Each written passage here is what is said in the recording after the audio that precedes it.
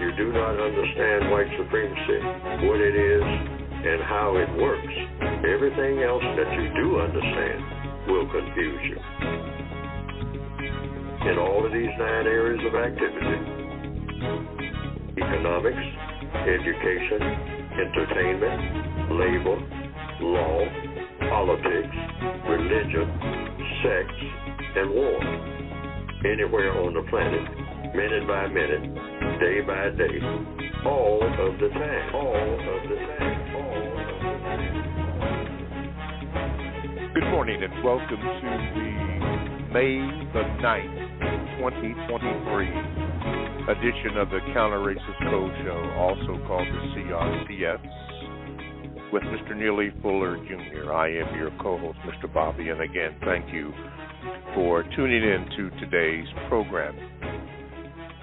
We'd like for you to be a part of today's show, and all you have to do is call this number, which is 516-453-99, pardon me, 9921, and you can press the number 1 button, and you will get in line to have Mr. Fuller address your question. You can also Gmail me at the numero 7, Mr. Bobby, B-O-B-B-Y, @gmail.com. And you can ask your question there. Please do not write me a long novel. Or you can also join the chat room at blogtalkradio.com. Once you do that, you want to click on, I believe it's programs, yeah. And you want to get the Produce Justice show, you click on that, and then there's a place where you can also click on to join the chat room. While you're at it, if you are a first-time caller and you call the number, make sure you tell the call screener your name so that we can get you on when it is your time. Mr. Fuller will be referencing his book, The United Independent Compensatory Code System Concept, which you can get by going to producejustice.com. That's producejustice.com. And somewhere in the program at some point, he will explain why you would need a copy of that book. And there may be some other books that he may suggest, but that is the main one. And you go to producejustice.com, and on that site you can purchase the materials there. There's information about different podcasts Mr. Fuller might be on in particular. When he's on the Carl Nelson show, that's on there, and I believe podcasts from other shows are on there also.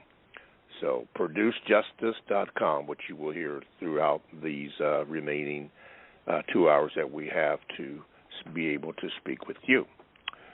Okay, with that being said, let me say good morning to you, Mr. Fuller. Good morning. Good morning. And how are you doing this morning, Mr. Fuller? I'm still learning. Okay, you're still learning. Okay, for those new to the program, we have a little segment that we call Thoughts and Expressions on the Mind of Neely Fuller Jr. Mr. Fuller, a lot has been going on in the news. And what are your thoughts or expressions on whatever it is that you may want to discuss this morning? It's all over the place because there's so many things happening throughout the entire world. Most of it very similar. That is all over the place. Many things, many things, most things that are happening. There are some things that are happening, like it says in the old slogan, it was the best of times, it was the worst of times, which you can say about any times if you're talking about the history of the people of what we call the planet Earth in the known universe. And you can say that about any time. And that really fits this time. And so many things are happening within a 24-hour cycle worldwide that I just use a slogan, another one to add to them. It's all over the place. And and that's where my mind is today, mm-hmm. all mm-hmm. over the place. Where do you start? As the song says in its intro. So it's the same thing. I always, which is why I'm on the air all the time. It's the same thing. And it comes down to 5 words. I don't care how I look at anything, whether it's artificial intelligence, whether it's black males being confused about what they should do with their future or what the future is going to bring and all like that, and the black females being frustrated about black males not figuring out what they're going to do with their future. People who regard themselves as being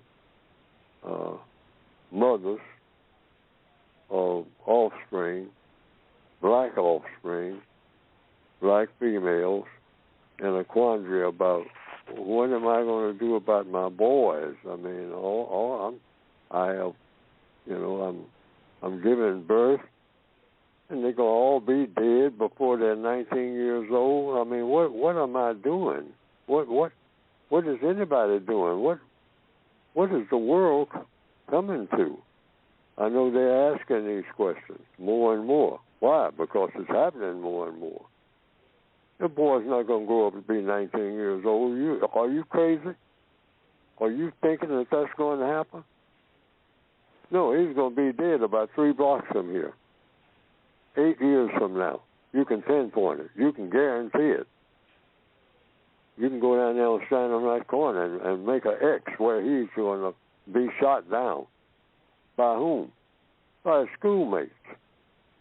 The people he grew up with, used to play with. Some of them. That's what's going to happen. That's what happens in this neighborhood. That's going to be a black tradition. Cement it in. I mean, that's the wave of the future. Look for it. Work for it. Get out here and get 6 jobs trying to look forward to something that's never going to happen because they ain't going to be breathing. And the girls are just going to be doing like you. Producing black boys is going to be dead before they're 19. Look forward to it, lady. That's your future. And you just grow old and crawl into a corner somewhere. And that fellow to help you get the babies, he's long gone, and he's dead, or locked up somewhere, on his way to being dead quick from drugs or something, which is why he left you. And left you with all these babies. That's the black future. As planned by whom? Neely will come up with that plan? No, I'm just observing it. Who came up with a plan like that? And it's always the same thing, which is why I'm on air this morning again. The system of white supremacy. That's what it produces. It's designed to produce that. You can put that down as an absolute when it comes to people of color. It's designed to do that. And that's just a part of the picture. That's why I say my mind is all over the place. Of course, you start talking about, like I'm talking about, solutions. But I have a very feeble mind when it comes to solutions. I have a very feeble mind when it comes to anything compared to the mind of the white supremacists. They have the superior minds of the people of the planet. A lot of people don't like me to say that, but look around, there's anything more powerful than non-white people right now. They're saying somebody ought to do something. Stop and think about what you're saying. Somebody. Start with the first word. Which somebody? Well, the people who are running things. Oh. Now we're getting a little bit somewhere. Now, who are the people who are running things? I mean, whatever that means, the world or what? Or running a coffee shop? I mean, get down to specifics. I saw something in the paper the other day, getting back to black females. They say black females have the worst health care of any people on the planet.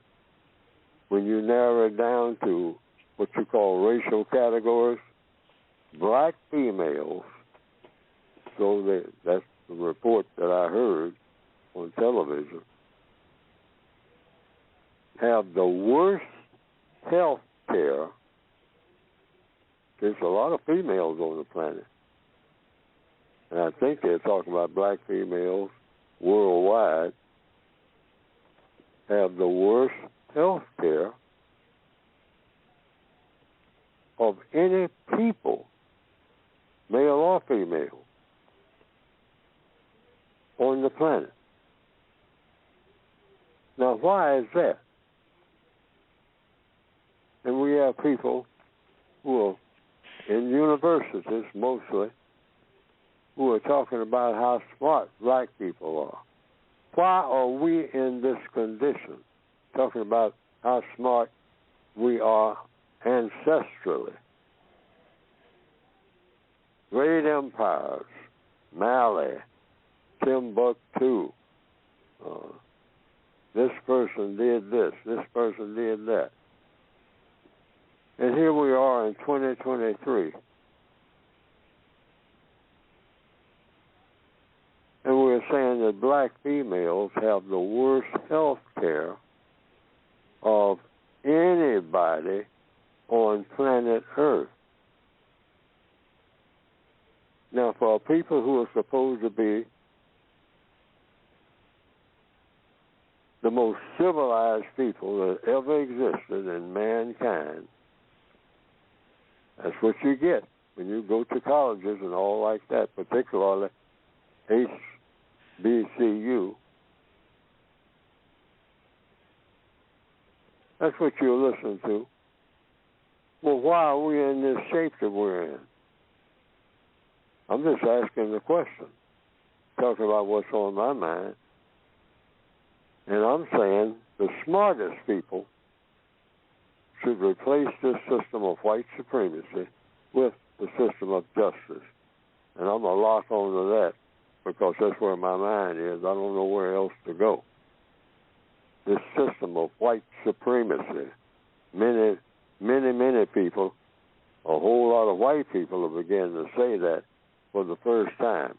White supremacy is a problem. That just started happening in the last, I'd say, 10 to 12 years. That wasn't happening before. I've been out here for a long time trying to get black people to say that. And black people say, I'm not going to say nothing about no white supremacy. Yeah, you're making that up, well, that ain't true. Now more and more people are beginning to say, we got to get rid of white supremacy, or we ain't going to get rid of no problem. Even white people saying that. Even though a whole lot of them are saying it are white supremacists. But they're saying that the other white supremacists wink. They wink the eye when they say it. Because they're saying, we're not getting rid of no white supremacy. That's the best thing that ever happened to anybody on this planet, white or black. White supremacy is the greatest thing that ever happened. And every black person knows it. That's why they're flocking across borders. Every brown person knows it, yellow person. They're just giggling and grinning to get close to whatever white person they can grab hold to and say, my goodness, finally I'm getting my salvation. Finally I have overcome. Now we can start taking callers, because that's where I am today. All right. Thank you, Mr. Fuller. Thoughts and expressions on the mind of Neely Fuller, Jr. Let's immediately go to the phone lines, and we will go to Houston. Get ready, Cleo. I'm getting ready to cue you in here. Okay, Cleo, good morning, and you are on with Mr. Fuller. Hello, everyone. Long live NFJ and forever live Logic. As always, thank you so much to Mr. Bobby, Robert, Sharon Moon Pie, and the entire CRCS team for your partnership with Mr. Fuller in this very important life work. Mr. Fuller, does replacing white supremacy with a system of justice necessitate ending royalism? And if so, what does this mean for concepts likened unto the British Empire or the United Kingdom? And if I could remain online, I'd appreciate it, Mr. Bobby. Okay. Well, wait a minute. I want to get that question. Okay. That first part that he said, that's the part that I need. Okay. Does replacing white supremacy with the system of justice necessitate ending royalism? Yes. Ending royalism in the form of white supremacy, not what's like the coronation of, any person, putting a crown on somebody's head. That's just a ritual. The real royalism, the real capitalism, the real communism, the real socialism, the real all forms of so-called government. And I wrote down over a period of about a month, I've got maybe about, I think maybe 70, 80 forms of government, because even a family is a government. So here's what.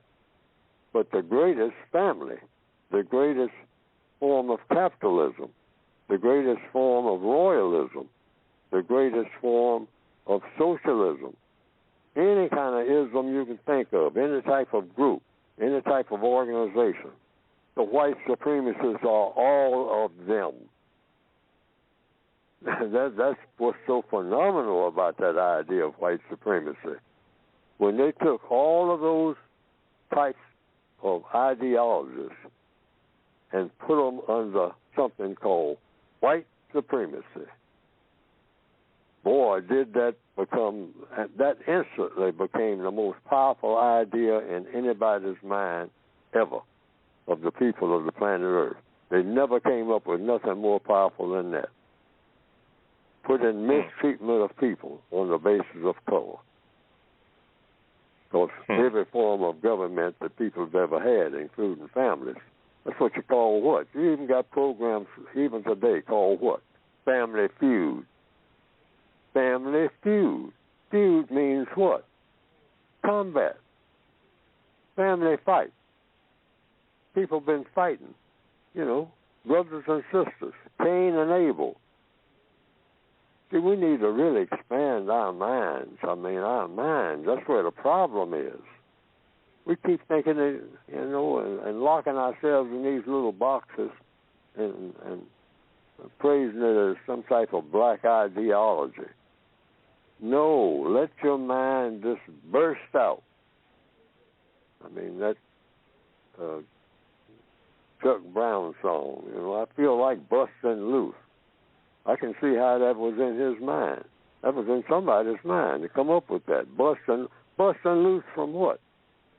From these mental constraints. To start with, everything starts with the mind. So the white supremacists came up and say, hey, I can take in, royalism. Well, being white's going to be royal. Mm-hmm. The greatest of all of it. Everything. We're going to be everything that matters at all. And we're going to monopolize it. Everything that really matters. And everything that's left over is a bunch of junk and whatnot, including black sex and whatnot. That's junk. All right? We're going to really distort that, mess that up so bad that artificial intelligence is going to take its place. That's where they're headed with this. That's where my mind is this morning. Right in line with the answer to that question. Yes, sir. What was the second part of that, Cleo? It was, what does this mean for concepts likened to the British Empire or what is now known as the United Kingdom? And he kind of answered it, but it... Yes, well, I think I encapsulated all of that. No, that's just some window dressing to have everybody still focused on, like, you know, in the so-called royal family, quote unquote, itself. What's one of the biggest considerations they've had right before the Queen died, Queen Elizabeth? What color is that baby going to be? You bring that savage into our family? Are you crazy? This is the royal family of the entire world. Everybody looks up to us. We're their guide. Everybody, from black and white, all the so-called poor white folks, just flock to us and stand in the rain and wait for us to come by in a chariot and wave, because that's all we do. We just wave. A whole bunch of people out there waving back. That's our job. But we're white. And all you black people down in Jamaica, all you black people down there in Zimbabwe, all you black people in Philadelphia, rush to your television set and take a good look at us, because we are symbols of what? White supremacy. And we got a little black child around here somewhere, but we had a whole lot of them scattered all over the world, so that don't count. Okay. All right. Thank you, Mr. Fuller. Thank you, Cleo. Let's go to Milwaukee. Corey, get ready as I get this little hand over here. Okay, Corey, you're on with Mr. Fuller. Go ahead, please. Good morning, Mr. Bobby. Good morning, Mr. Fuller. Could I remain on the line, please? Yes. Mr. Fuller, can you explain why it is compensatory and logical for black people to make contact with and only rely on the Creator as their source of help besides themselves under this system? No, you make contact with everything that is of constructive value. If I understand the question, just make contact with the Creator. The Creator hands out instructions. I got an assignment for you people. And so, according to the different religions, you follow the assignment. We got a bunch of religions here. So you just look at your religious books and read them, whatever they are, and look at all the other books that are made that give some type of guidance doing anything of what? Constructive value, producing constructive results. And it's kind of self-evident, as they say. That's what people are here for. The Creator didn't have to create people. So the Creator decided to create people. We know that for a fact, regardless of what your religion is, because people are here. So it comes down to one question. What's our assignment? Why are we here? That's the same thing. What's our assignment? Why are we here? It's the same thing. Same question. We're here. We're supposed to be doing something. So we get little hints or instructions about what we're supposed to be doing. And that is, what? 2 words. Solving problems. Now, why do we know that that's what we're supposed to be doing? Solving problems? The answer is, immediately. Because you got problems. We could have been born with no problems. There are some religious scholars who say we were. We had a place called Eden where you didn't have no problems. You just go around there and pull food off the trees. Excellent food. Not the stuff you get in the grocery store. Greasy hamburgers and whatnot. But food as it should be. What most nutritionists call healthy food. And all that was free. Just pull it off of trees. You know, that's what, because the trees are there. Then somebody messed up. according to most scholars, particularly in the Christian religion. Now, there are other religions that say that none of that ever happened. That's all made up. That's King James stuff. One of those white kings in Europe came up with all them ideas in that Bible, particularly Genesis and a whole lot of other stuff. That's all something King James dreamed up. Okay. All righty. New caller alert. Thank you, Mr. Fuller. New caller alert. I believe it's Kalia in Memphis. Get ready, Kalia, as I get ready to tune you in here. Let's see here. Okay, you're on with Mr. Fuller. Go ahead, please, with your question. Good morning, everyone, and thank you. Thank you, Mr. Neely Fuller. My question is concerning the area of labor. I've heard from an elder, a black woman, that the hardest person, and this is her quote, the hardest person for a black woman to work for is another black woman, end quote. My question is, why do we recreate systems of slavery for one another in the workplace setting? Why do we make it so hard on one another at work and create environments of strife, anxiety, and domination? Because we are under the system of white supremacy. That's why, like, I went on there this morning and I was thinking about what was going to be my focus of what I was going to say as an opener. And it always is the same thing. There's no way to get anything done the way it ought to be done, nowhere on this planet, without replacing the system of white supremacy with the system of justice. There's just not no way to get around it. I've been trying to figure out a way. I started out writing my book based on what I failed to do. I was trying to squirm around dealing with a thing called racism.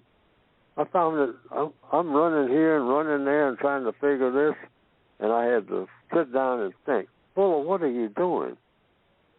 You're heading toward 30 years old, and you're not getting nowhere. What are you actually doing? And I had to tell myself the truth. I'm trying to find a way to run away from racism. In answer to your question, lady, no way. And no way is anything that you do is going to work. Anything that you do is going to work that it should work. It may work the way you want it to work. A lot of people are pleased. But, there are some people that sit and, like I saw people coming up when I was young. I saw people who said, hey, I know how to handle all these problems. And so what they had, they were sitting there all day with a whiskey bottle in their hand. Now, later on, that became drugs. Whiskey ain't all that popular no more. Okay? But that's the way some people handle it. And they do that all their lives. I mean, they're homeless, so-called, on the street. You can't handle it that way because the white supremacists got that set up. Say, oh, yeah, you can tune everything out. This is what you do. And we call it getting wasted and all that. Getting tore up. See the kind of language we use. Yeah, getting spaced out. Running out of space. Running out of breath. Running out of everything. I ain't even here. I don't know where I am. Now, that's what the white supremacist offers the black mind. Say, yeah, you can just tune it out. Go somewhere and get locked up. Solitary confinement. That's the way to tune it all out. You ain't got no problems now. Just sit there in that box and look at a wall until you find it fall over dead. That's it. You do the same thing when you get what? Back in the old days, they called it stoned. Yeah, you're buried under a stone called a tombstone.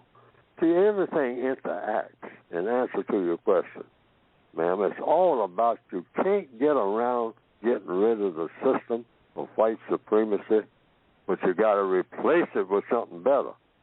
And that system is justice, guaranteeing that no person is mistreated and guaranteeing that the person that needs help the most gets the most constructive help. 24 hours a day in every area of activity: economics, education, entertainment, labor, law, politics, religion, sex, and war. You don't get mistreated in any one of those areas of activity, and that includes everybody, including white folks. Don't get mistreated. Mistreatment is mistreatment, and it feeds on itself. Don't be mistreated. Nobody being mistreated in any of those 9 areas of activity 24/7, every day, throughout the time they are on this planet. That's the mission that everybody should have. Anything short of that, I just want to keep emphasizing it, because it's the same thing. There's no way around it. You come right back to the same circle. In fact, I call it psycho racism. I mean, no matter how you start out, if you're black, you're going to wind up right where you started from, and crying about it, too. Okay. All righty. Thank you, Kalia from Memphis, new caller. As I'll try to remember to say, do not be a stranger to the program. Thank you for calling. Let's take a break here. You are listening to the Counter Racist Code Show with Mr. Neely Fuller, Jr., and we thank you for your listening.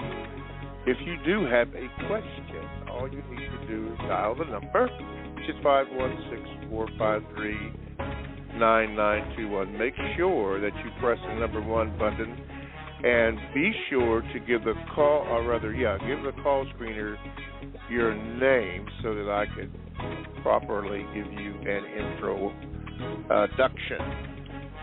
Books that are recommended or for the show is the United Independent Compensatory Code System Concept, and you can get that book by going to producejustice.com. That is producejustice.com. As a matter of fact, when you go to that site, there's a lot of information on that site that you can get for whatever purpose that you would choose to use that. But all the books and materials are obtained there. You can also Gmail me at the numero 7, Mr. Bobby, BOBBY, @gmail.com. More than likely, that Gmail will not be read today. I can't tell you for sure when it will be read, but at some point in time, I try to mix them in and get them up priority first, whichever comes in. We try to get them. So there is a backlog there, but it will be read at some point in time. And you can also get in the chat room. All you have to do is go to blogtalkradio.com. You want to click on programs. The program you want is a Produce Justice show. Click on that. The chat room becomes available, and you can get on that and join the chatters there. Okay, again, 516-453-9921 is the main contact number. Let's go to New York and Darnell. Let me see if I can get you in here. Okay, Darnell, you're on with Mr. Fuller. Good morning. Good morning, Mr. Bobby. Good morning, Mr. Fuller. Good morning, sir.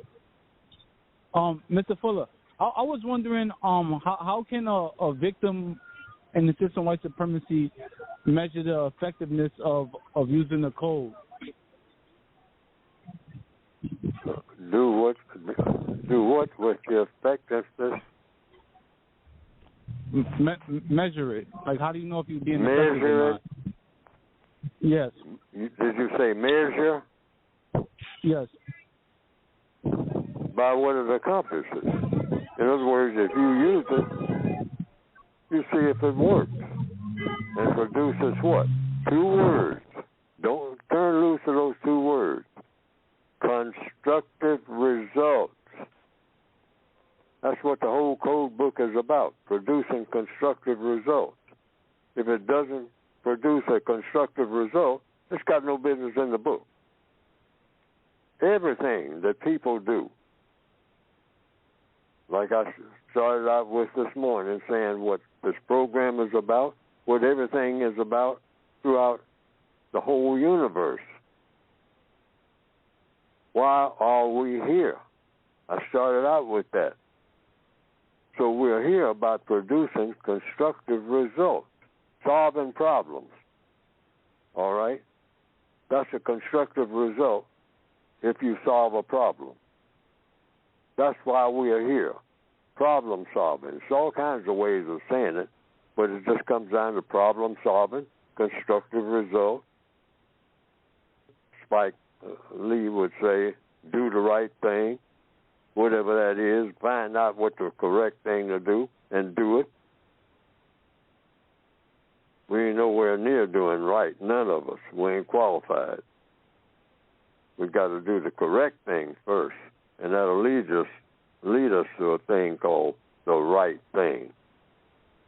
We only have an idea of what the right thing is because we've never been exposed to the right thing. Never. Nobody on the planet. Shooting up people in malls and all like that, that's what we think is the right thing. Running through the neighborhood, killing everybody. Homeboy. That's an expression I use to cover black people's culture. I'm not talking about just young black males. No. I call homeboy culture is just that, something destructive. Never nothing constructive. That's homeboy culture. That's ghetto culture. Ghetto culture means I ain't doing nothing that's going to have a constructive result, ever. I am totally against it. Everything I'm going to do is going to be about tearing up something. I mean, and that has become black culture, really, truth be told. Culture is what you do, not what you say you ought to be doing. We got plenty of people in church on their knees saying that, talking about what we ought to be doing. But we ain't doing it. That's the truth. Nowhere close. Disqualified all the way. All righty. Darnell, thank you for your call. Let's see here. I'm told that we have a new caller here. Let me see if I can get that caller in here. Okay. Black Top. Get ready, Black Top from New York. Get ready for your question. That person, by the way, in the 501, don't forget to give the call screener your name. Okay, Black Top, let me see here. Get you in here. All right, Black Top, you're on with Mr. Fuller. What is your question? How you doing today, Mr. Bobby, Mr. Fuller? Good, sir. What's your question? Okay, so I'll be brief. It's my first time calling. Okay. I've always been struggling with this concept that black people cannot be held accountable for racist acts or can't be racist. I want to give you a quick example. Let me give you my question. My question is this. How is it that black people cannot be racist? And I want to give one example. Can't be a victim of racism. Oh, go ahead. Okay. I knew an individual years ago said that one of his friends had a pistol. He got it into his mind that they wanted to go over to the nearby white neighborhood and shoot a random white person. How is that not an act of racism? And I'm going to leave it there. You say a black person want to go over in the white neighborhood and shoot a white person? I knew somebody years ago. One of their friends had a pistol, and they got it into their mind that since they had this gun, they were going to shoot a random white person. I'm sorry. And that was their goal. They want to go over there and shoot a random white person. Whatever happens, something happens, they did get around to doing it. But that was their goal. Is that not an act of racism on the black person's part? If it isn't, I need you to explain clearly so I can explain it to somebody else how that is not, and how black people cannot be accountable for acts of racism.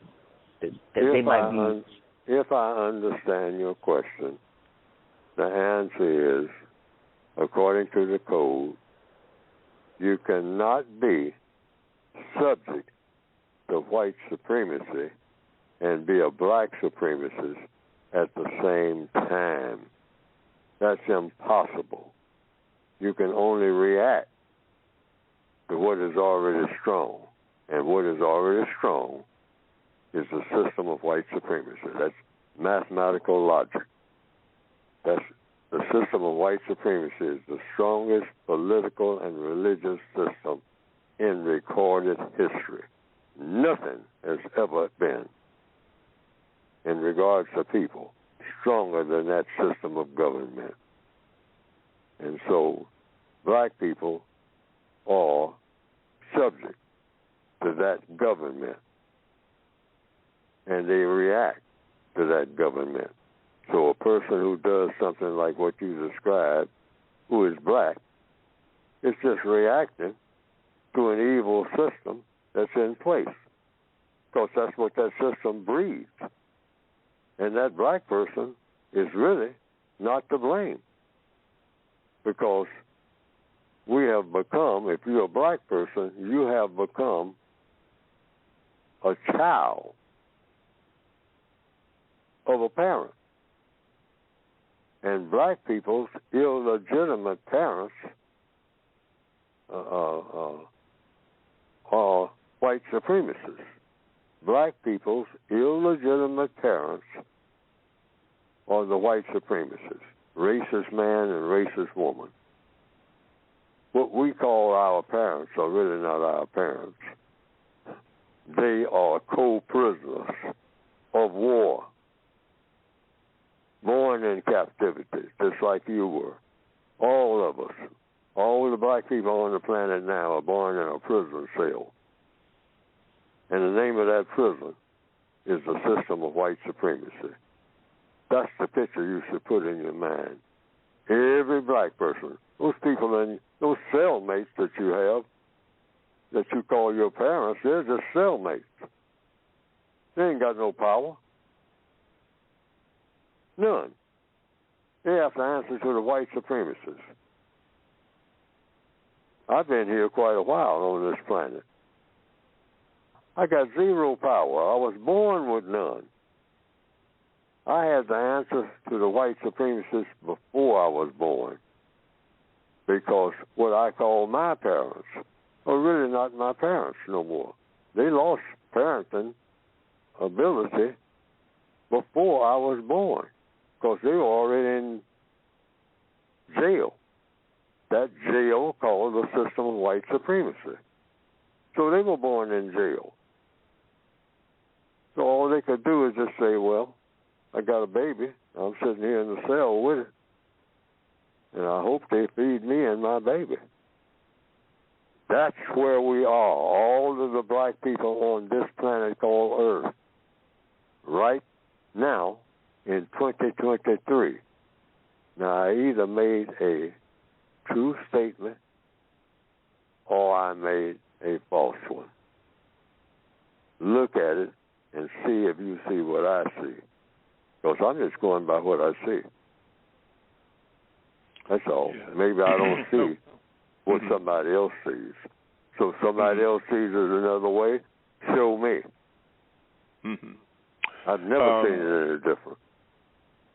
Which is why, as a suggestion, Blacktop, that you received the book, The United Independent Compensatory Code System Concept, that you can get by going to producejustice.com.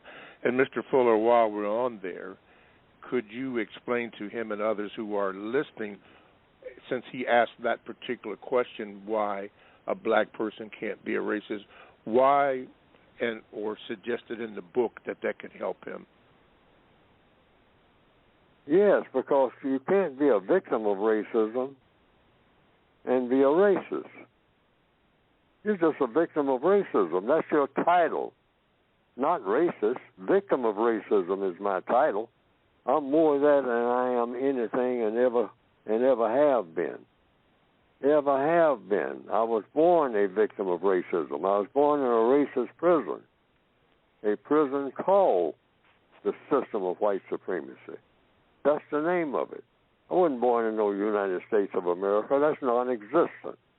And I'm going to try to again and again and again to get that point across to a lot of people. And you weren't born in Africa or Asia. You were born in the system of white supremacy if you are a person of color on planet Earth in 2023. And that's the only system you were born in, because that's the only system on the planet. There is no other government on the planet other than, in capital neon letters, the system of white supremacy. People need to learn that. Go to a library and sit and study every book in there. It always comes back to that. Every book in there, if it's telling the truth in any kind of way, it all adds up to that. You run it through what you call an artificial intelligence machine, that's what it will tell you, if it's going to tell the truth at all. You don't have to take Neely Fuller's word for nothing, and you shouldn't. The code says that. But that's what I've discovered, trying to run away from it. And I found out that's just like trying to run away from your shadow in the middle of the desert at high noon. And ain't nothing out there but you and that shadow. You can run until your tongue pops out of your head. Your shadow's still there. Why? Because it's high noon, and you're in the desert, and there ain't no objects to block the sun. So it's just you, the sun, the sand, and your shadow.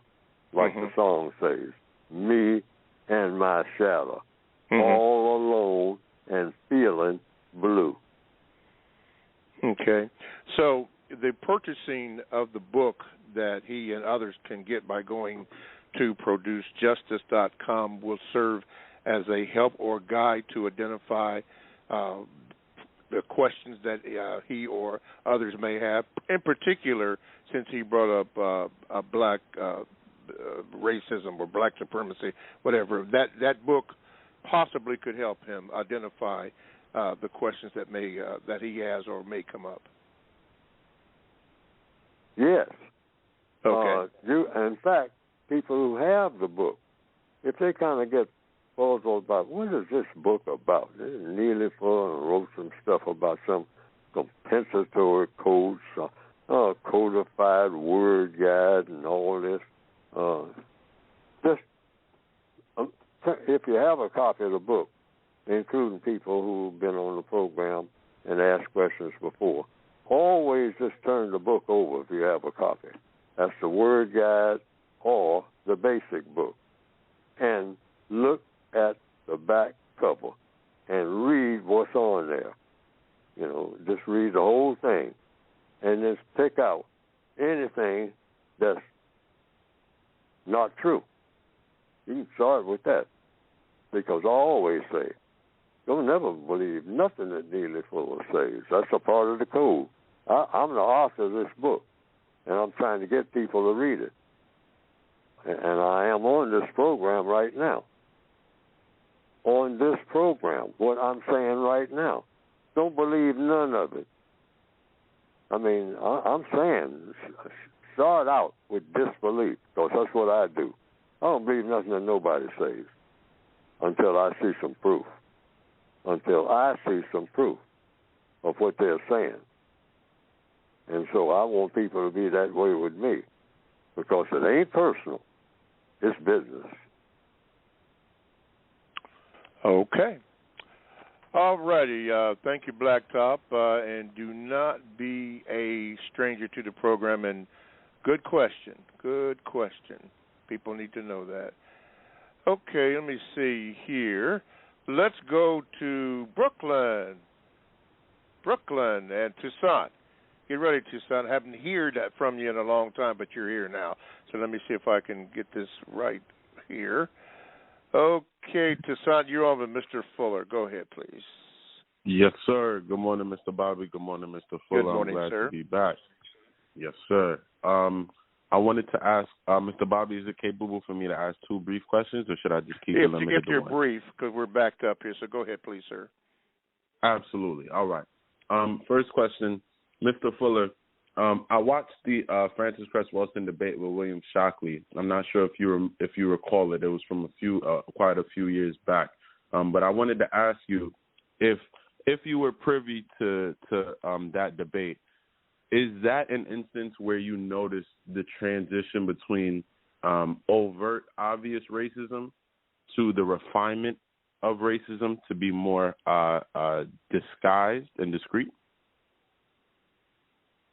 Well, the system of white supremacy goes through establishment, maintenance, expansion, and then the last stage is refinement. Now, refinement is just like you finish the garage, you have it structurally sound, you put the plumbing in, you put in the electricity and all like that. If you're using electricity in a garage, some people do. And so what's one of the last things you do? You make it look pretty in the average neighborhood, if you can. So you paint it. So that's what the white supremacists do. They just put finishing touches. That's the refinement stage. That's after they got everything just the way they think it ought to be.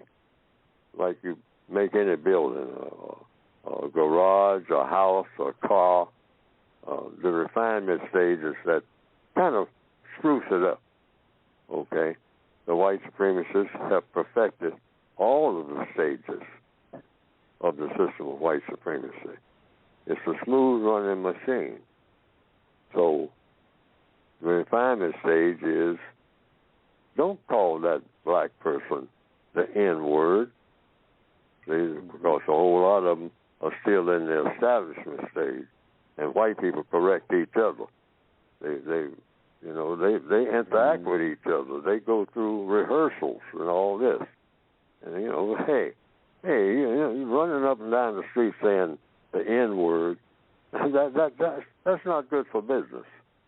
We're a criminal organization. We don't want to attract that kind of attention. Be refined.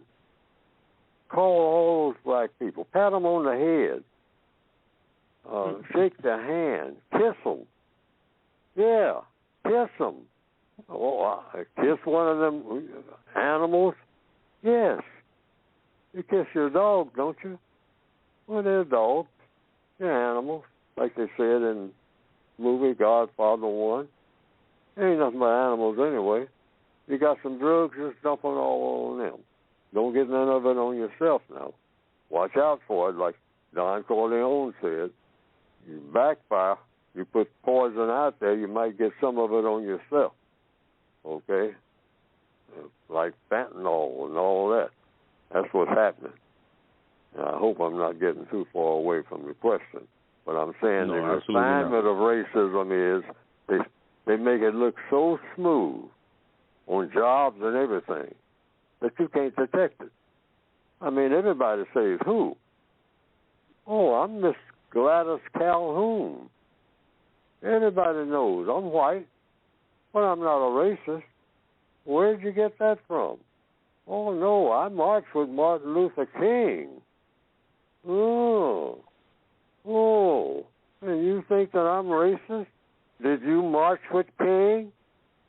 And the average black person's going to say what? No, I didn't march. Well, I did. I was there right alongside of in the third row of a whole lot of other black people. If you can find, I'm in some photographs, and I'm white. So don't talk to me about racism.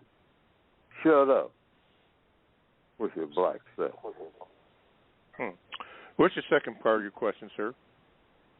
All righty. Mr. Fuller, one thing that I've been noticing lately is that movies, Marvel movies are coming out now for the past few years. They've been titled different things such as Multiverse of Madness or Quantumania.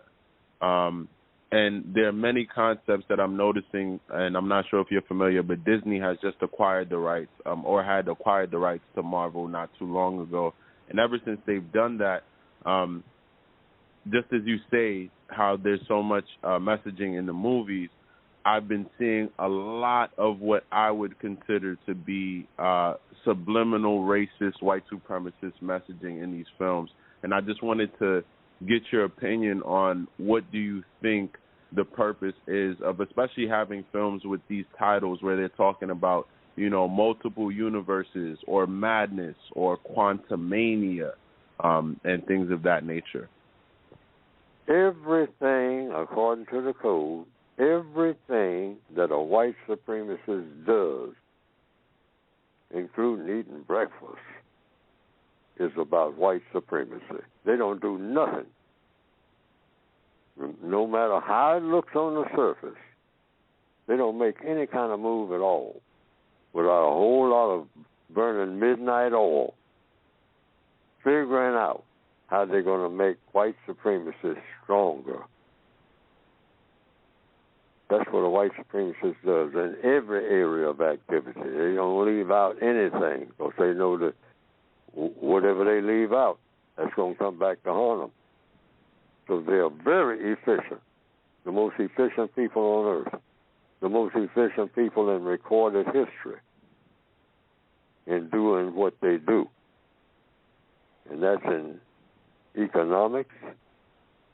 They think of everything in economics, the use of time and energy, which is basic economics, education, entertainment, anything in entertainment. We're not going to make no movie unless it directly or indirectly supports white supremacy. And we're going to make it in such a way it's going to make it look like it's anti-white supremacy. Oh, yeah, we know how to do that. We ain't making the movie until we figure out how to do that. It looked like it's against white supremacy. This movie is definitely against racism. It's a movie about being against racism. But when you study it and study the different scenes and how this and the whole movie itself is a facade. It might turn out that that's how the movie is made. When you look at the movie, you don't see no racism. You see everything in that movie that's anti-racist, anti-white supremacist, everything in it. But that's to come on. Then the director steps forward, the producer steps forward, and says, see, now we made this movie. So that means what?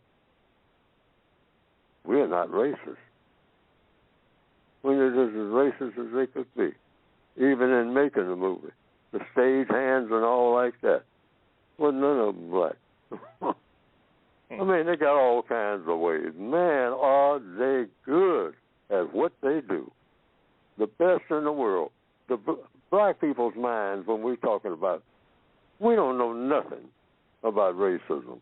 I mean, including Neely Fuller. I haven't even scratched the surface of how smooth these people are. Man, good gosh. It blows my mind. You can see me going off right now. And I'm not supposed to, according to the code, even be like I am right now. But that just goes to show you the effect of racism. Here I am all animated. The code says I'm never supposed to be like that. Animated means acting like an animal, which means you don't know what you're doing half the time under somebody else's so-called civilization. Uh-huh. Yeah. Okay, well, thank you, Toussaint. Thank you very much for your question. Well, everybody, we've come to the conclusion of the first hour of the Counter-Racist Code Show. So those of you who will have to go, we thank you for listening, but hopefully you can tune in next week, and hopefully you can get the 2 hours. But for those who will be on for our next hour, glad that you're with us. So we're going to take a small break of about 7 seconds, and then we will commence with the second hour of the Counter-Racist Code Show with Mr. Neely Fuller.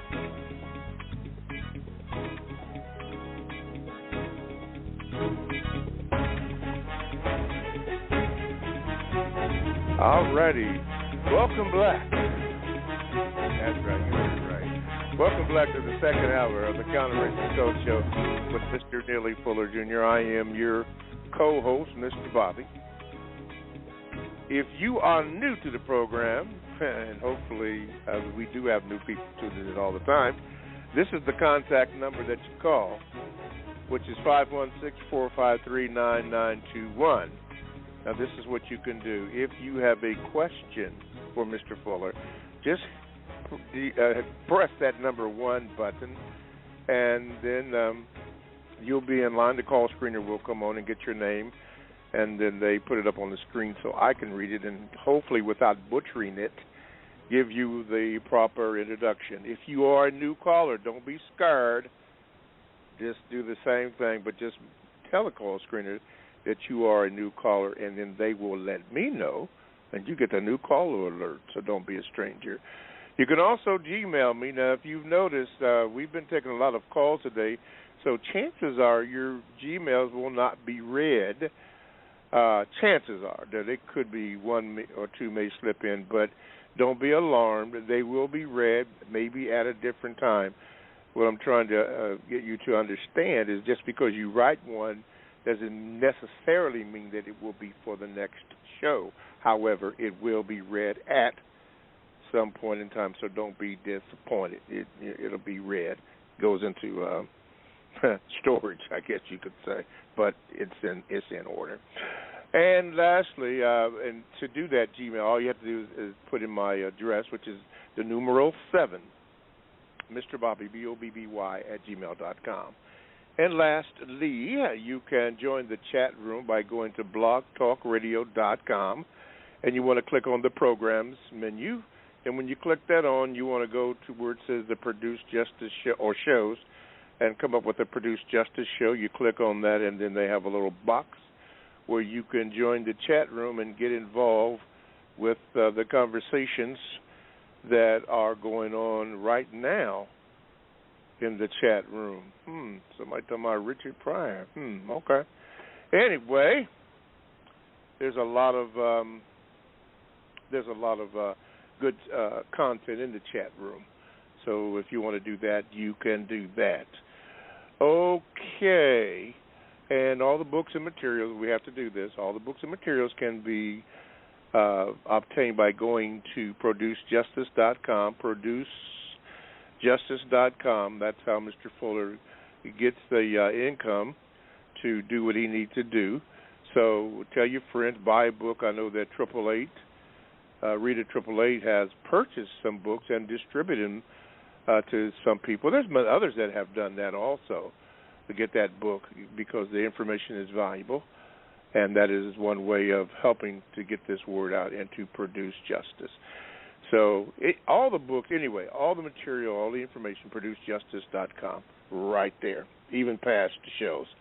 Okay, let's go to New York is blasting today. Let's go to Tess, New York. Tess, let's see if I get you in here. Okay, gotcha. Good morning, Mr. Good morning, Fuller. Tess. Good morning. How you doing, Mr. Bobby? Good, sir. Mr. Fuller, what advice would you give to someone who is in the military and plans on utilizing the code? Thank you. Utilize the code wherever you are. Doesn't make any difference where you are on the planet at any given time. On a cruise, in the military, I was in it. I was using it. That's where I started using it. That's where I started trying to invent a code, a counter-racist code. And I was doing that out of necessity. That's why I call it the compensatory code, because I couldn't find anything that told me what to do. I wanted some kind of book that would tell me something about what to do about things. I read truckloads of books about what the situation is, and that was necessary in order for me. You got to find out what's going on before you can figure out what to do about what's going on. You first have to know what's going on and why. Okay, so I read Richard Wright and all that, and many, many, many, many, many books that I have forgotten the titles of. I try to remember some of the titles. It's just so many, I wouldn't even know where to start, because I used to read all the time. So, in answer to your question, in the military, my first 8 pages, while I was in the military, of the code book, was while I was in the military. My first 8 pages, and I thought that was going to be it. This is my little guide about how I'm going to interact with the white people in the military while I was there. Okay, and then I started getting in other situations after I got out of the military, and even when I was in. I was writing all the time. Things kept coming to my mind, and I pieced it all together. I say, my problem is I'm trying, even what I've been trying to do, I've been trying to run away from racism. I figured myself out, my own condition first, because that's what I was writing for first, not for somebody else, but a guidebook for me. And I say, what I'm doing, full of what you're doing, is trying to run from racism. And there ain't no way to do that. I'm going to have to deal with it. Now, how do I deal with it? And that's what my book is supposed to be about. Yes, sir. So you just pick up the textbook for victims of white supremacy and start there. I mean, that's what I was doing. And that applies even today. That was back in the 1950s. So here it is in a new millennia, you might say. And it still applies. The same thing. And just go to the textbook and see what the situation is and follow the guide, and then do a whole lot of thinking on your own. Because that's what one of the subtitles of the book is. Starting with what? Thought, then speech. You think before you speak. And then after you speak, you go into action. Thought, speech, action. That's what all creatures do with what? Solve problems. Because all creatures, every creature on the planet has a problem. A crocodile has a problem. That rabbit has a problem, all right? And so all the book is about solving your problems. And if you don't find it directly in the textbook, which you won't, not all, it doesn't answer all questions, but it's a guide. That's why it's called that. Yes, sir. And it's most of the words that you use. Okay. Mm-hmm. I thank you, Tess. Before we move on to Talif and the Yo, Mr. Fuller, speaking about your book, and I know you've addressed this a few times, but particularly for those who are new to the program, why is it important to have that word guide along with the textbook for victims of racism? So you know how to use words. Oh, it's super important. How you use words. That's the only tools you got. Think about what other tools do you have in fighting racism. You might have a gun, but then that's kind of limited. You can only shoot it so many times, and then things, other people got guns. If you start shooting at some people, and people who got guns, what is going to happen, logically speaking? They're going to start shooting back. And then you are going to get overwhelmed. Maybe not with the first few shots, but it's a whole lot more shots that will come after those shots. And you ain't got that many shots to shoot back. That's the mathematics of it. See, everything is about mathematics. Cause and effect. Effect and cause. Cause and effect. Back and forth. Until everything is resolved. So if you're not thinking way ahead, now if I do this and this and this, what's going to be the result? That's why I say keep that in mind every day, all day, in every move that you make. And that's an answer to the person who just called, being in uniform and all that. How do you do that in this kind of structured environment? I mean, and you're black. How do you constructive results? That's how you talk to the captain and everybody else. Captain, sir, if we do this and do this and do that, is anybody going to be mistreated? Because we in this uniform are supposed to be producing constructive results, and mistreatment of anybody is not a constructive result. That's big. And in the Northwestern Hemisphere, if you're in uniform, say, sir, that's what the Constitution says, which is why we are all here, unless, sir, I have been misinformed. See, I know military talk, yes, and I did it in the military. That's the way I would talk. Sir, all right? I'm always, never belligerent, always, code of conduct. See, the military has a code. And so you just blend right in. It's called political jujitsu. You use your opponent's strength against them. But you're also using it for them because what? Your goal is justice. And who's going to be against justice without getting in trouble? Without getting in trouble. Okay. Thank you, sir. Thank you, Tess. All righty. All right, let's go up to Talif in the Yo. Now, for those that don't know what the Yo means, that's in Youngstown, Ohio. Yeah, wait a minute. Let's see if I can get you in, Talif. There we go. Okay, Talif, go ahead, brother. Top of the morning, Mr. Bobby, Mr. Fuller. Yes, Can you hear me, Mr. Bobby? Yes, sir. We got you. Go ahead.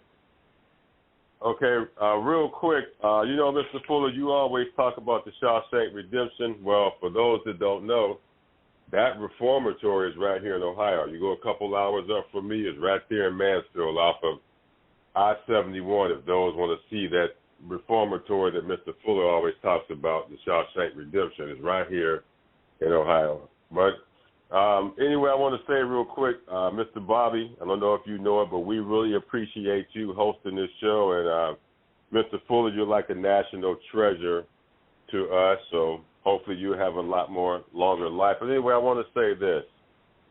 I noticed that Mr. Claude Anderson will always mention things like inappropriate behavior, about like how we spend our money foolishly, how we treat each other.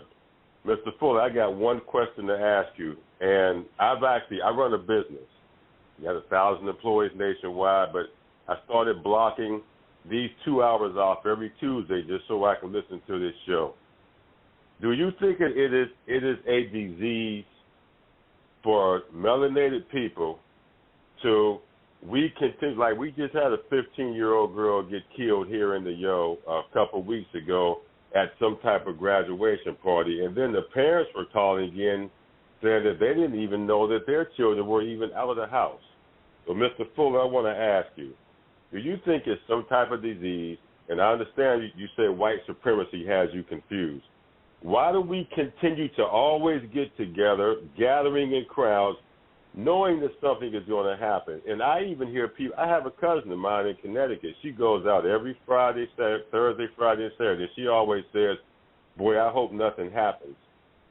Why do we continue to get together and have all this contact, Mr. Fuller, knowing that something is going to happen? Do you think that that's some type of disease? And I want to listen, Mr. Bobby, and thank you again. And I hope you get a chance to listen to that song I sent you, Mr. Bobby, that I asked Mr. Fuller about that song. Anyway, have a good day. Appreciate you taking my call. Yes, sir. All right. Mr. Fuller? It's called black culture. It's not worth 2 cents. I mean, we are praising black culture. I mean, in the universities, we talk about black culture. Black culture is a disaster. I'm going to say that again. Try to not to be emotional. Man, you talking about something messed up. Because what is culture? Let's just drop the word black and put culture on the board. Culture is what you do. And look at what black people do. Look at how we talk to each other. All that needs to be codified. Black culture needs to be thrown in a trash can as it is now. All of it. We ain't doing nothing that's correct. There's nothing about, parading up and down the street. Yes, black lives do matter. Whatever that means. But what about black culture? Just go through all the things that black people actually do. Party. That's mostly what we look for. We're looking forward to. And tell the truth, all over the world, even in tribes and all like that, they get out and do the work that they have to do, and then they're going to have party time. What happens at a party? Well, if we look at the history of black people, even what we're going back to, I'm not just talking about now. I'm talking about back when I was coming up. Sure had a wonderful time last night, leastwise they tell me I did. That's an old song by Louis Jordan. Meaning, what? He got so drunk or something like that, he didn't even know where he was. Okay? That's what we do. Do we do anything of constructive value? When we so-called get together, we always talk about black people coming together. Coming together and doing what? And what black people, should do in answer to the caller's question, don't go. That's what the code says. What you going to do? When you're on the phone talking, they say, well, come over to Alice's house and, we're going to get together and do what? Well, we're just going to kind of hang out. Hang? No black person will ever want to hear that term. That one word. Hang? Hang? You sit talking to somebody black and you talking about a hanging? What do you mean by hanging out? Well, doing our thing. Doing your thing. What is your thing?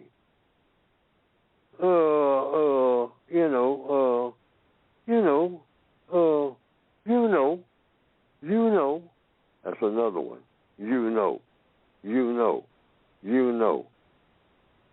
Yeah, One thing you don't know is that you do know, but you pretended you don't know, is that somebody going to get hurt. Now, think about that. Or you want me to come over there and watch somebody get hurt, and that somebody might be me. That's all you're really saying, because that's all y'all do when y'all get together. That's what black people call black culture. Getting together, and then somebody says something about somebody's mother. If it goes back to the days I was coming along, that's all somebody needs to do. And then there's all kinds of stuff breaks out. Blood everywhere. Knives, razors. That's mostly what happened back then. Knives, guns. 9mm. Hitler's favorite cartridge. The 9mm bullet came from Germany. Hitler is alive and well. That's what you use in the 9mm Luger 08 pistol. Also, you use it in German submachine guns, 9mm. Now, Hitler's dead, they say, but he's alive and well. At any black party, or anytime black people come together to do anything, where you don't have white people cracking the whip over them. Anytime we're together, going over to the park to have a black celebration, pop, pop, pop, pop, pop. But see, the white supremacists put that out, and just like Don Corleone said about drugs, now it's coming back to haunt them. Those now it's AR-15s and AK-47s. That's a much more powerful bullet. But it came from white folks than the 9mm. But Hitler planted that seed. Because a whole lot of pistols, most pistols are 9mm, I think. Most of them. The others are 38s and 45s and 44s. But I think the average semi-automatic is 9mm pistol. No, all over the world. Okay. Thank you, Brother Talib, from the Yo in Youngstown, Ohio. Okay. Let's go to Nicole. Get ready, Nicole. Nicole in Maryland. Let's see if I can get this thing working properly. Okay, Nicole, you're on with Mr. Fuller. Go ahead, please. Good morning, Mr. Bobby. Good morning, Mr. Fuller. Good morning. Okay, so you covered a lot of stuff today. I want to say primate, they was teaching that through the Black United Front about what your eating habits is. You are what you are eating. If you eating primates, you become animals and thinking and talking like animals. Moving on.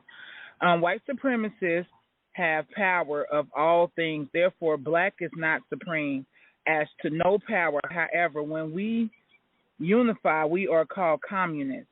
To disperse current tactics are beyond the walls, written on the walls. The current actions of inhumane and unnatural tactics force agendas of supremacists with slaves to pick up the garbage or cover the garbage. Quote from my grandson, if Earth is third world from the sun, that means we all are third world. So my answer to him was, thank you for giving me an equation so I can better educate myself as well as others to apply Neely Fuller's topic outlines to ask questions at meetings pertaining to white supremacists, redlining, and, excuse me, because I kind of wrote something in there, redlining the topics of his book. Insert, the more or the move or the more for 9. Associated animals with spirits. Now PETA has used that relic with Christianity to enslave or cold freeze or cradle stale individuals in this era. And I yield. Okay, Nicole. It makes me think it's here on the Senate floor, but thank you, Nicole. VGQ.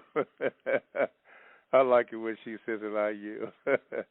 But that's just me. I also like Mr. Fuller to talk about the military, because my dad was a military man. Okay, Justice Warrior, that's my piece on that. All righty. All right, let me see if I can get this caller in here, if I can get the screen to act right. Okay, I think it's Ryan. Ryan in Buffalo. Go ahead, Ryan.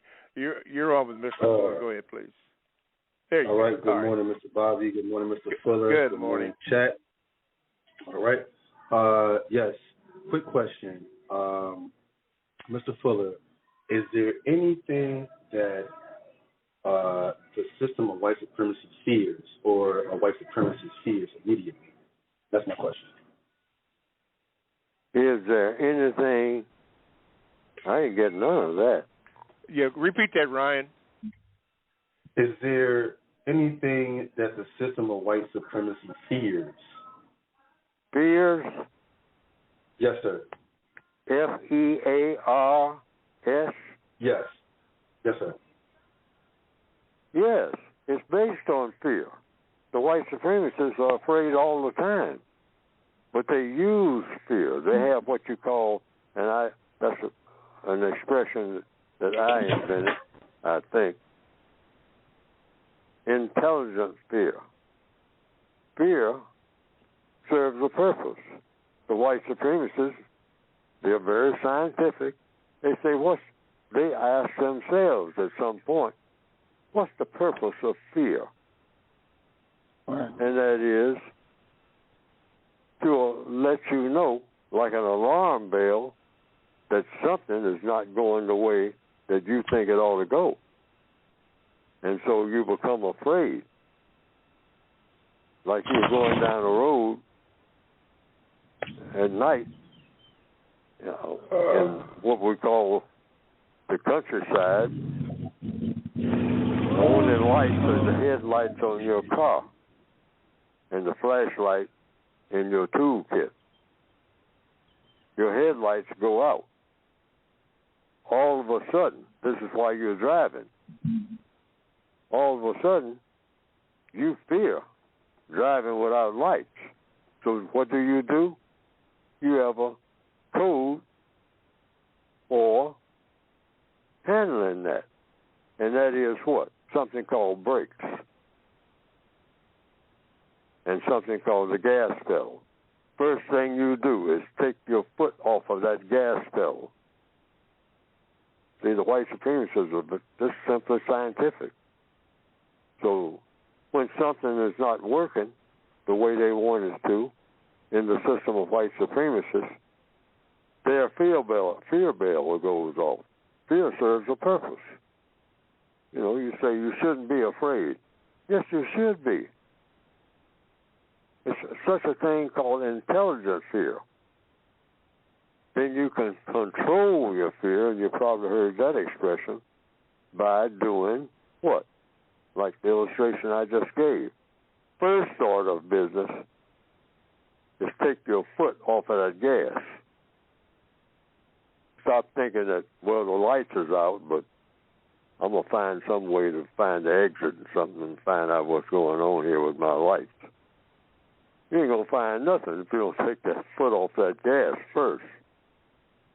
Slow down and try to weave your way over to what you remember, where the road looks like and where the shoulder is. Because you go too far over to that shoulder, it's something else you notice. You go beyond the shoulder, and it's a cliff that drops straight down. That's how it's been for the last 2 hours. So your mind suddenly tells you that. That's why you know, hey, I can't go too far. When I feel the car begins to wobble on that shoulder, stop. I hit the brake pedal, okay? And people who drive, they know that. That's just one illustration. So the white supremacists, they figured all that out too. What do I fear from black people? Well, one thing that I fear from black people's sexuality. So that's one thing I'm going to really harness. I'm just going to throw this out as an illustration because I use it all the time.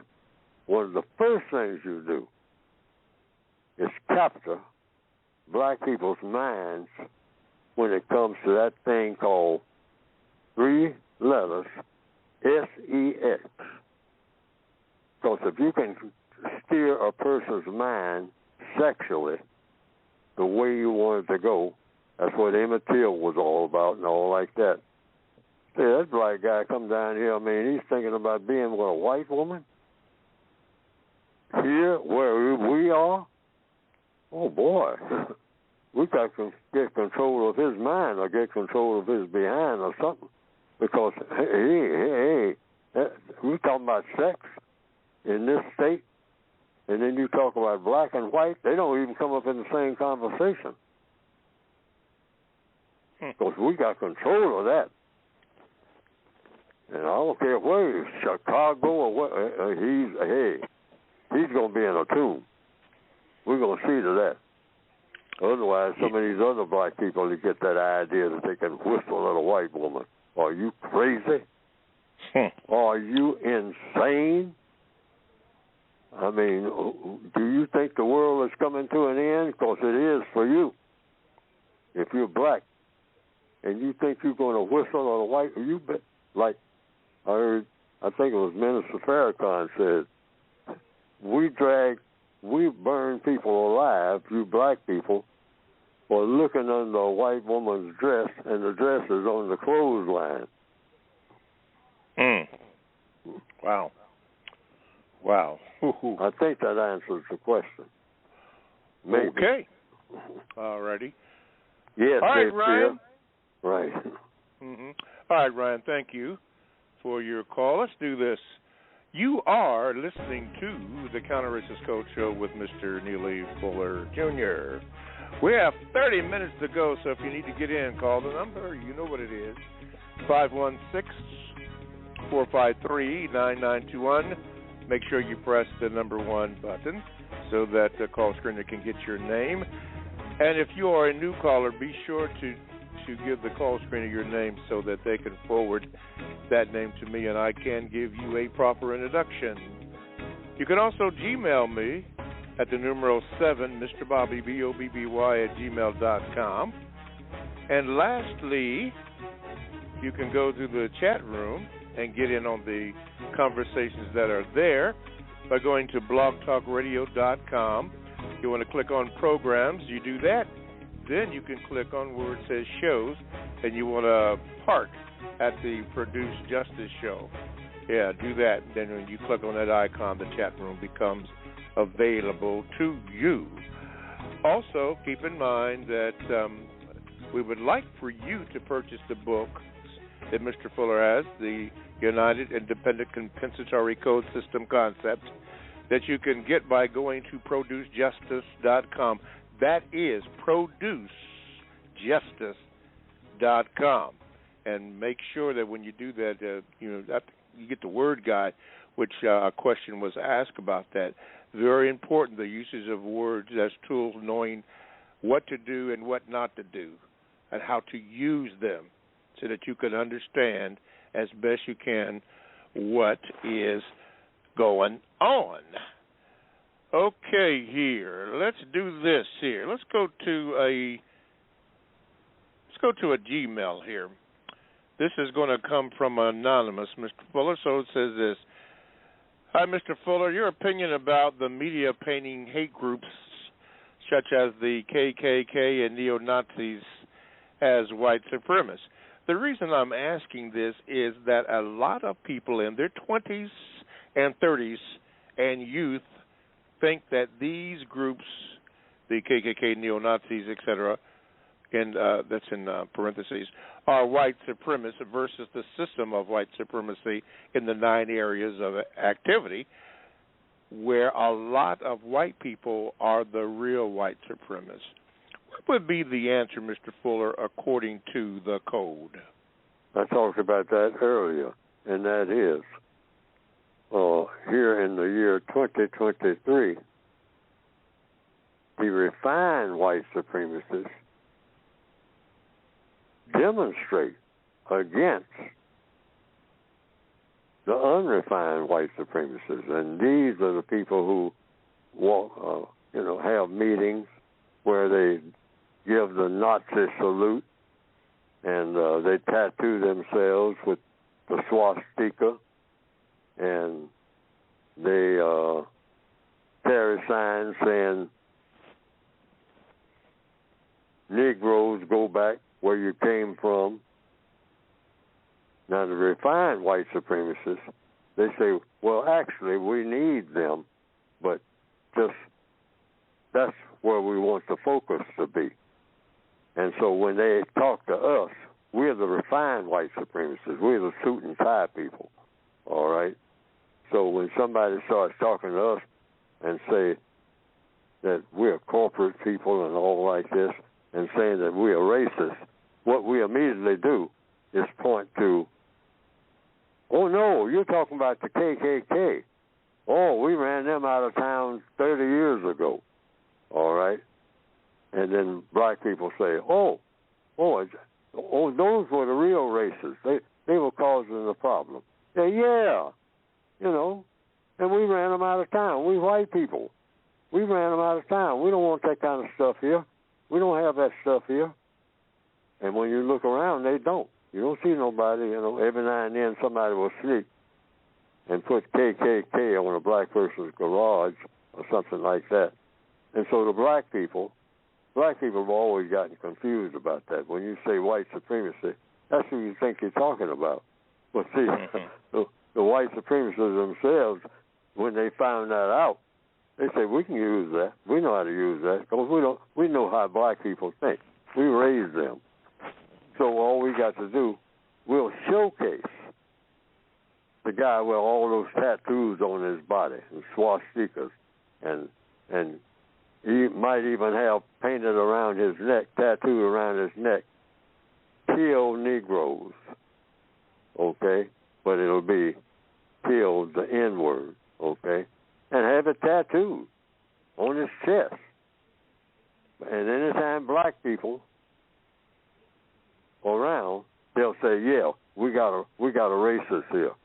He's that guy that got all, he wears them shirts and whatnot to hide it when he's here on the job. Well, we know that it's there because I've seen him in the locker room. When he take his shirt off, he got all them swastikas. He got the N-word on him, kill, the N-word.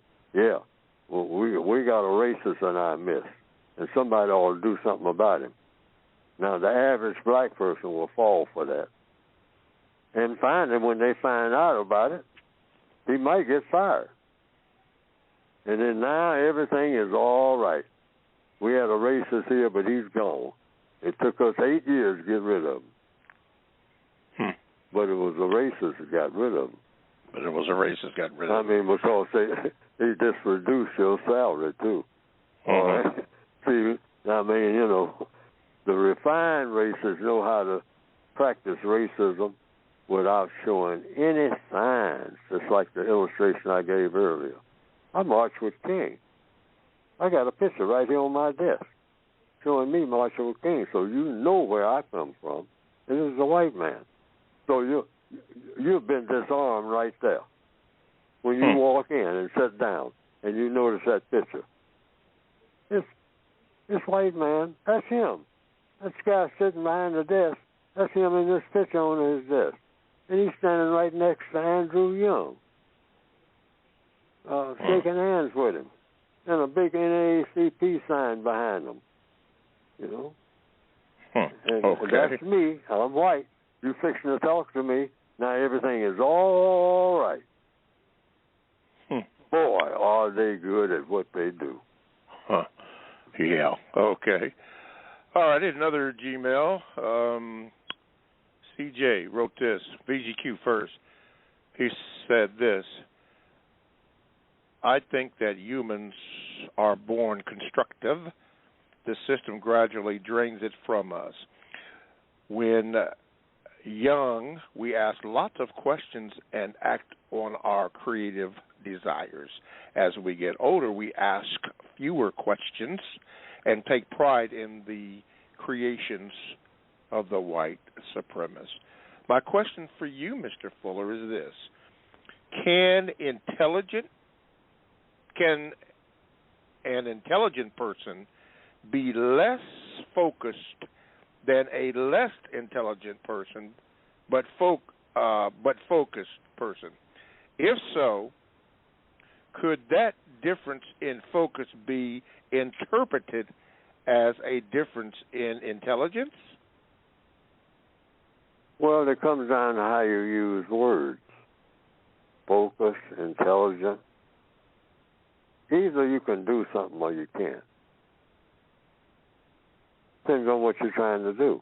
And you measure everything by that. That's why I say all problems are solved by what? Questions and answers. So you can always go like page 171, page 72 of the code book. There's just 4 things there. And there are questions. About what? Anything. It applies anywhere, any time of day, anywhere in the known universe. And you start with yourself. What do I want? It has to do with one word, want. Intelligence, focus, no. You can just go to what do people want. Every creature wants something. Every second that it's breathing and awake. That's the only thing that's required. Be it breathing, the animal, the creature, the person. It's breathing and it's awake. Because you breathe when you sleep. So you have to be awake and breathing. And during that time, you want something. Might be to go to sleep. Might be to walk down the street. But you want something. Might be to get up from the chair that you're in and sit in the chair across the hotel lobby. Why? That's the next question. What do you want to do? I want to sit in this chair. Then you say, why? Because I think this chair will give me rest and comfort. But then you see another chair across the room. So now you want to go to the more comfortable chair because it looks more comfortable. The chair that you're in has a straight back, and it's made out of wood. The type of chair you sit in a dining room, in the average dining room. Straight back, just the same what you call simple design chair. The chair across the room is big, real big, can hold 3 or 4 people, it looks like, and with great big arms. And you can put so you say that chair looks like it's a whole lot more comfortable than this chair that I'm in. And this chair that I'm in is kind of wobbly. Mm-hmm. But that chair looks sturdy. So you get up and walk across the room. Why? That's what you wanted to do. Now, the next question is, why? Why do you want to do that? Because it's more comfortable. How do you plan to do it? I plan to do it by getting up out of this chair and going to the chair that's more comfortable. That's my plan. And what do you expect the constructive result to be? That's the fourth question. You say, I expect to feel better. So there you have it. It's an answer to every question. Mm-hmm.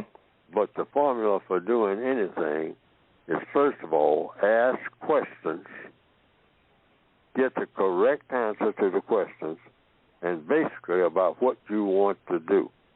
Mm-hmm. But the main thing is what the constructive result is going to be and what you want to do. And then you can ask everybody else that same question. It applies to everybody.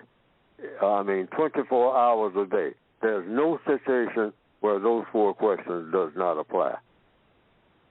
And like the person was talking about the military a little while ago on this program, I said, hey, when you're talking to the captain, you can have those 4 questions in front of you. Just copy them out of the book and put them in your computer or something like that. You can't get lost with those 4 questions. Yes, sir. Asking anybody at any time. Those pages, the questions on page 171, 172 of the basic code book. Yes, sir. Anywhere, any day, all day on the planet, talking to anybody, including yourself. Yes. That you can get that by going to producejustice.com. That's producejustice.com. Pages Another 171, 172. Yes, sir. Absolutely. Let's see here. This comes from Ray. It says this, Mr. Fuller. Mr. Fuller, do black males globally have any responsibility that is paramount to the black female's responsibility in regards to doing what must be done in order to completely neutralize the system of white supremacy? All people, in answer to the question according to the code, all people, including white people, have the duty that to do all that he or she or whomever can 24/7 to try to think of ways to replace the system of white supremacy with the system of justice. Otherwise, like the code book says, No major problem can be solved without doing that. And you can say that anywhere and be telling the truth to anybody. But I can't be judgmental about what another victim of racism, meaning including white, black females, does or doesn't do. I can only tell her what should be done, what the recommendations, what the code calls for. And if she says, I'm not doing none of that, then I can say, well, she said what she said, because I don't have jurisdiction over her. And if that's her choice as a victim of white supremacy, that's her choice. So you don't try to make black people do anything because you can't. The only people who make black people do anything are white people who are white supremacists. Now, when they say something, those black people, they're going to do it or they're going to be dead. That's worldwide in 2023. That's how you know what white supremacy is. And every black person that's least bit conscious, we use that word conscious a lot, knows that. That's the bottom line. Black people stand around talking about this and talking about that and talking about what their position is and what it ain't and what people ought to do and all like that. No. It's only when a white supremacist walks in the room and say, okay, the fun's all over. Time to get serious. And everybody gets serious. Why? Because everybody who understands that much about white supremacy will fall in line according to what the white supremacist says, and that's proven every minute of every day, everywhere on the planet. All right. And I haven't seen any evidence to the contrary. Anywhere. To the contrary. Yes, sir. Okay. This comes from QTNA. It says this, Mr. Fuller, how can the system of justice be logically expected when the system of white supremacy racism is constantly complied with? Because you have racism or you don't. So as long as you have it, you're going to be complying with it, because it requires that if you have any color in your skin and you keep breathing. Now, there's a few people who decide they don't want to keep breathing for whatever reason, mental condition or whatever. George Floyd, recently somebody named Neely, I think. My name, they have their last name. Is that correct? Neely? The last name was Neely. Mm-hmm. Okay. Yeah, continue. Okay, was that somebody that had a chokehold on him? I didn't see the video of that. Oh, you're not familiar with the subway incident? I didn't see that one. There's been so much. Oh, you haven't seen that? Well, a whole lot of people have. And there's a black person. Same thing with George Floyd and all the Black Lives Matter. Oh, that one. Yeah. Okay, I know what you're talking about, the subway guy in New York. And he got a chokehold. What does a chokehold do? It squeezes the life out of you. You stop breathing. That's one of the first things you do. In fact, that is the first thing you do when you are born. So the white supremacists understand this. Cut that black person's breath off. George Floyd, then we parade them down the street with signs, Black Lives Matter and all like that. I'll parade with you. Then a few months later, a couple of years later, whatever, chokehold. Why? Chokehold squeezes the breath out of you. Yeah. Okay. Take the breath away from that black person. Separate that black person from breathing. and see what happens. Don't take long, few minutes, 15 minutes of not breathing. Now you got a real problem. Everybody who's dealt with a breath problem, medics and whatnot, they deal with it all the time. Is the person breathing? Is the baby just born breathing?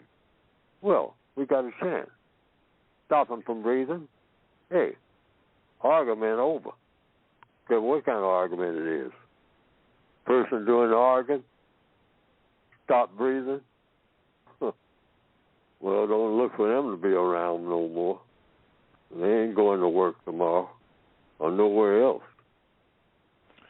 Yeah, somebody in the chat room, Justice Warrior, made a good point, saying that Eric Garner, George Floyd, and Jordan Neely, now that I remember, all examples of the chokehold. And Spike Lee brilliantly displayed this decades before in the movie yes. Do the Right Thing. Yeah, he choked Radio Raheem, I believe it was. Radio Raheem. I was thinking about that this morning. Yeah. Chokehold. Yeah. Choke is separate him from air or her.